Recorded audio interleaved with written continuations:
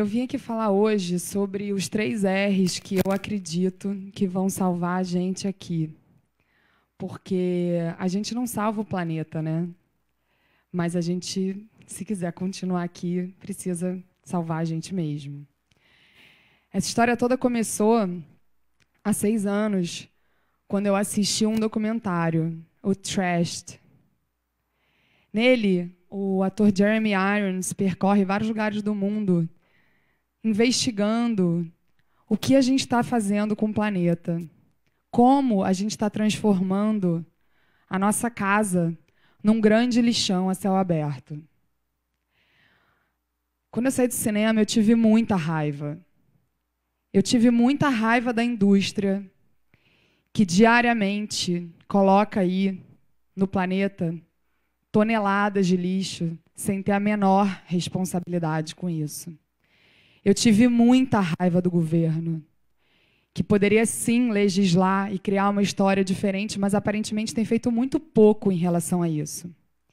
E eu me senti muito mal por ter raiva, porque a raiva, erroneamente, é vista como um sentimento ruim, um sentimento que a gente não deveria ter.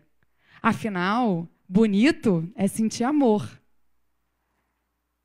Só que a raiva é muito humana, todo mundo sente raiva. E a raiva não é ruim. A raiva, quando bem canalizada, é um instrumento muito poderoso. A Joanna Macy é conhecida como uma das grandes mestras da ecologia profunda. E ela tem uma frase que eu gosto muito, que raiva é paixão por justiça. Aquela raiva me mobilizou. Através daquela raiva, eu entendi que eu não poderia mais ser a mesma. Eu não poderia continuar, depois de assistir o Trashed, fazendo as mesmas coisas que eu fazia. E eu saí da internet e comprei um copinho. Eu decidi que eu ia começar a minha transformação para não colaborar com esse planeta, que não era o que eu concordava, cheio de lixo, eliminando os copos descartáveis. Para mim, os copos descartáveis eles fazem uma analogia muito boa com o que a gente está fazendo com o planeta e com a nossa vida. A gente usa, a gente descarta, e a gente acha que aquilo está sendo jogado fora. Mas a gente não faz isso só com plástico descartável de um copinho. A gente faz isso com o celular, a gente faz isso com a televisão, a gente faz isso com as pessoas, a gente faz isso com os momentos, e a gente faz isso com o que realmente importa. Quantas vezes a gente está num jantar e a gente está no celular, descartando aquela pessoa que está sentada na nossa frente, descartando aquele momento que a gente está vivendo ali. Então, a partir dessa raiva, em 2015, eu criei o Menos um Lixo.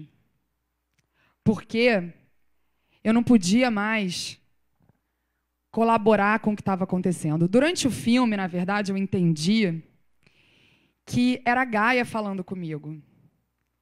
Gaia estava falando comigo através das imagens que eu via, e uma delas era essa, da ilha de plástico do Pacífico, que é uma área 17 vezes Portugal, 17 vezes o tamanho de Portugal, de plástico, no Oceano Pacífico. É uma grande sopa plástica, porque a gente joga no oceano 13 bilhões de toneladas de plástico por ano anualmente. Se a gente não fizer nada para mudar o nosso consumo, em 2050 vai ter mais plástico do que peixe. Então, essa raiva, que não é o primeiro R que eu quero falar, mas é um R também importante, me fez agir e criar esse movimento.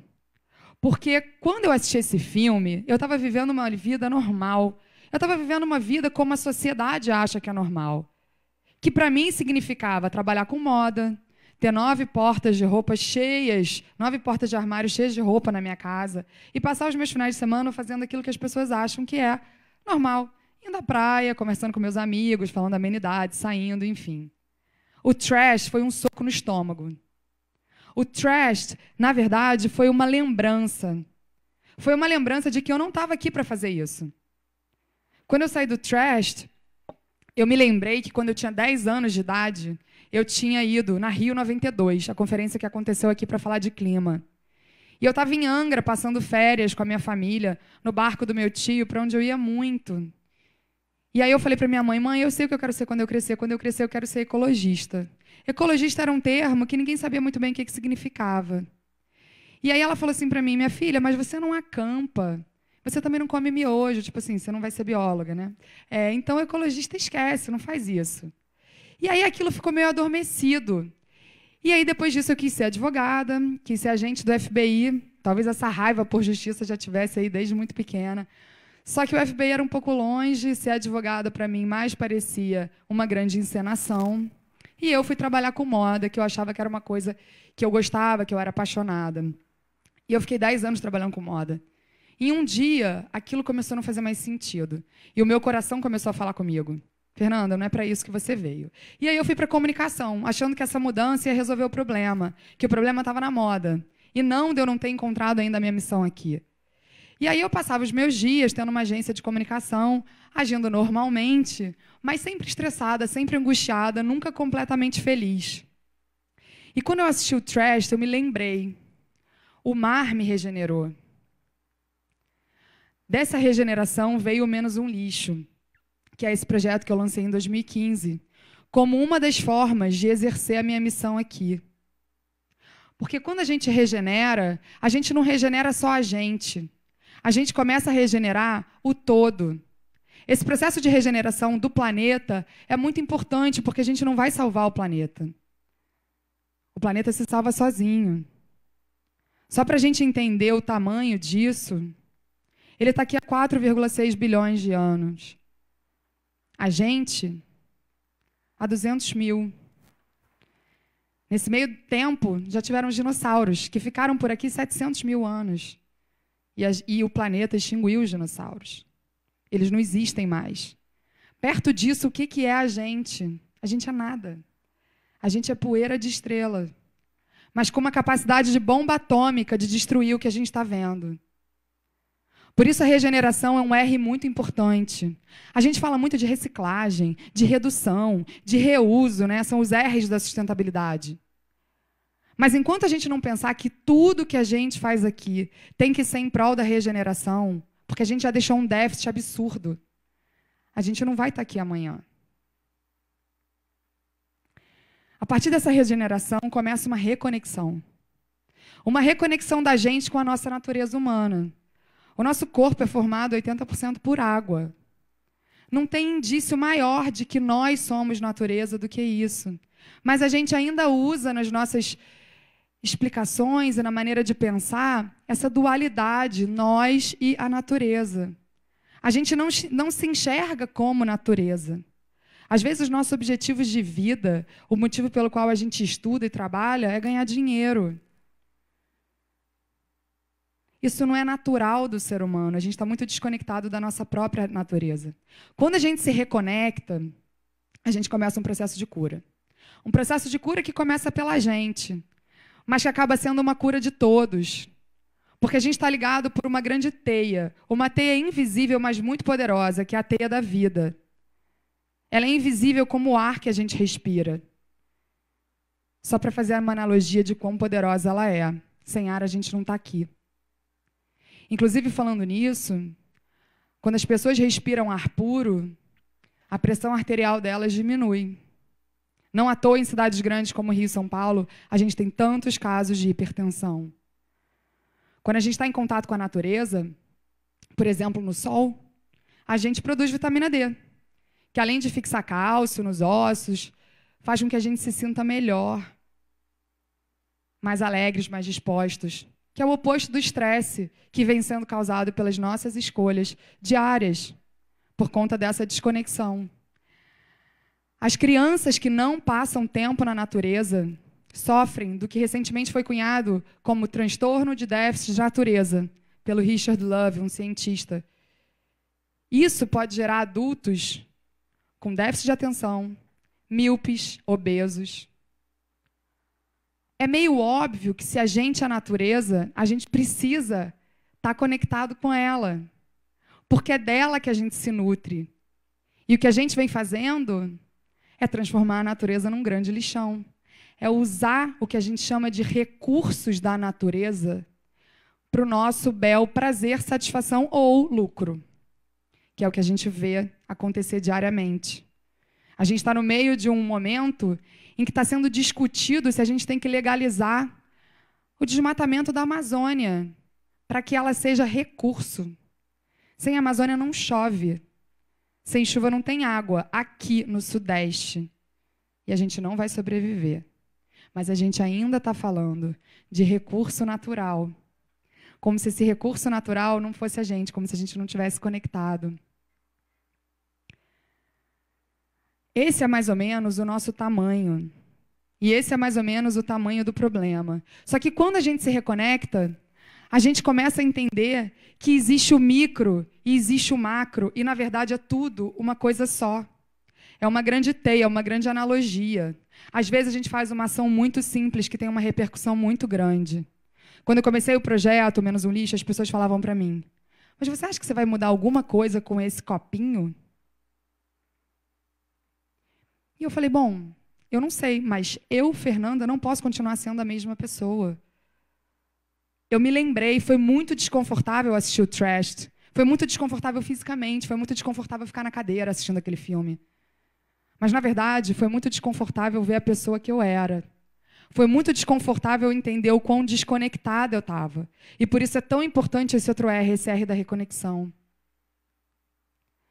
O copo do Menos um Lixo, que hoje é esse, foi uma mudança estrutural em mim, que me fez exercer a minha missão hoje na Terra, que é ser ativista ambiental. E muita gente me pergunta: mas espera aí, se o planeta se salva, e se a gente continua nesse momento econômico que a gente usa os recursos como recursos, por que você faz o que você faz? O que faz uma ativista ambiental?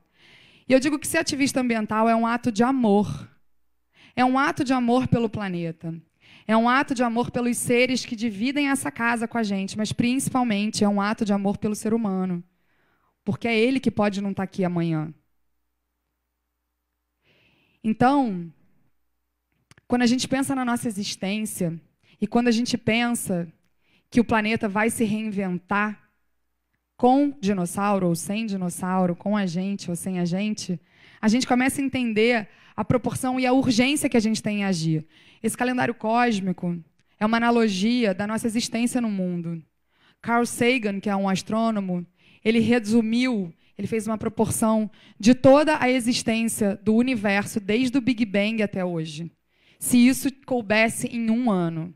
Se isso coubesse em um ano, se a gente pegasse lá o começo de tudo até hoje, o ser humano teria surgido no último dia, às 22 horas e 24 minutos. E tudo que a gente conhece desde a Revolução Industrial, toda essa história que a gente está tão familiarizado, e todo o começo do fim dos recursos naturais, teria acontecido no último segundo. De fato, somos poeira cósmica. Só que a gente ainda tem uma chance de se salvar aqui. Com regeneração, com reconexão e com respeito. Porque respeito é um outro R muito poderoso. Primeiro, o respeito à nossa natureza, à nossa verdade. Somos todos agentes de transformação em potencial para o bem. Isso só está adormecido. Respeitar não é ficar parado. Respeitar não é falar: beleza, eu respeito as diferenças. Respeitar é agir. É agir com coragem, é agir com coração. Porque respeitar significa a gente se reconectar com o que a gente realmente veio fazer aqui. No meu caso, eu comecei com um copinho essa história. No meu caso é ser ativista ambiental, mas a gente não precisa ser ativista ambiental para respeitar a natureza. A gente não precisa ser ativista ambiental para lembrar da nossa verdade, para lembrar que somos natureza e para lembrar que ainda dá tempo. Ainda dá tempo da gente regenerar o planeta e a raça humana. Ainda dá tempo da gente se tornar humano. A gente não nasce humano, a gente nasce humanoide. A gente só se torna humano quando a gente entende a nossa natureza aqui, quando a gente pratica a empatia, quando a gente entende que a gente só vai sobreviver se a gente viver em comunhão. E Gaia, o planeta, está falando isso para a gente o tempo inteiro. Está tentando mostrar isso para a gente o tempo inteiro. Então chegou a hora da gente agir com respeito e com coragem, que é o que vai fazer com que a gente continue aqui. Eu queria pedir para todo mundo agora fechar o olho. Pode fechar, gente, é para fechar, tá? Obrigada. Eu queria pedir para vocês respirarem bem fundo.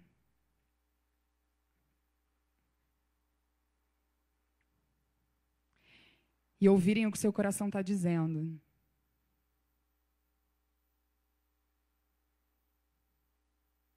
O que ele pede para vocês fazerem?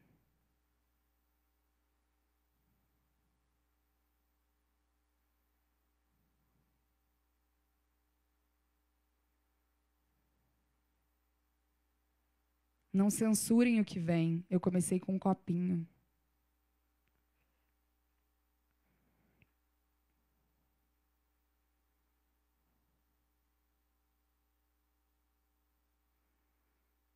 Podem respirar fundo de novo. E abrir os olhos devagar. E eu tenho certeza que o coração de cada um aqui falou uma coisa muito importante para ser feita, que tem a ver com a natureza de vocês.